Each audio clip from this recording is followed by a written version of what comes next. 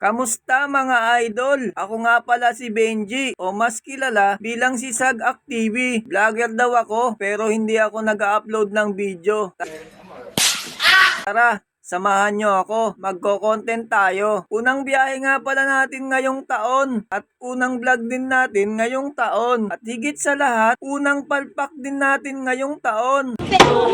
Habang nagdadrive ako, ay nagsasalita na ako niyan sa helmet. Ang hindi ko alam, sa sobrang tagal ko nang hindi nagko-content, sira na pala ang mic ng aking camera.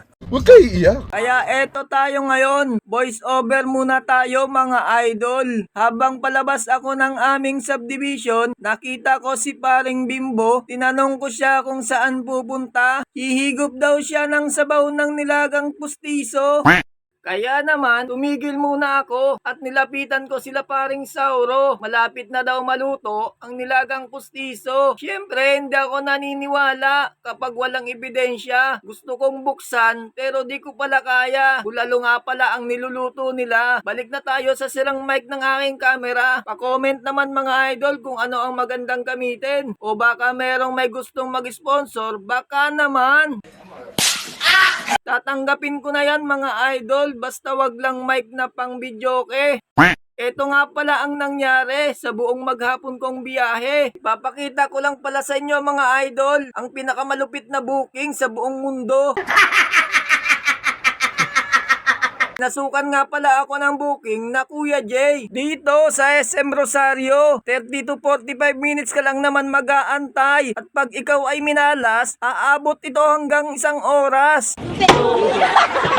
Talagang mapapangiwi ka na lang kapag ikaw ay natapatan ng booking na to. Tagal ng aking pag-aantay, nakaramdam na ako ng gutom. Kaya naman, naghanap muna ako ng mga kainan. Dito nga pala ito sa gilid ng SM Rosario. Masarap ang pagkain dito. Maraming pagpipilian na ulam. Pero sinigang na baboy ang aking inulam. Pagkatapos kong kumain, bumalik na agad ako kay Kuya Jay. Umupo na ulit ako sa mahiwagang upuan. Maya-maya pa ay sumenyas na ang crew ni Kuya Jay. Okay na raw ang order.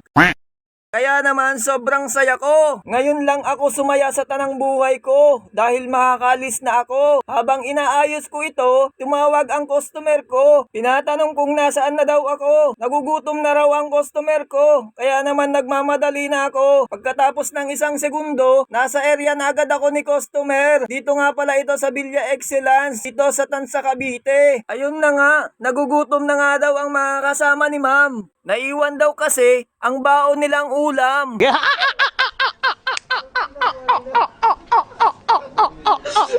Sabi ni ma'am, kuya pasensya ka na. Huwag ka nang mag-alala kuya. Naglagay na ako ng tip na 100 sa apps. Nice. Buhayan ako ng dugo bigla. Napalundag ako sa tuwa na parang bata.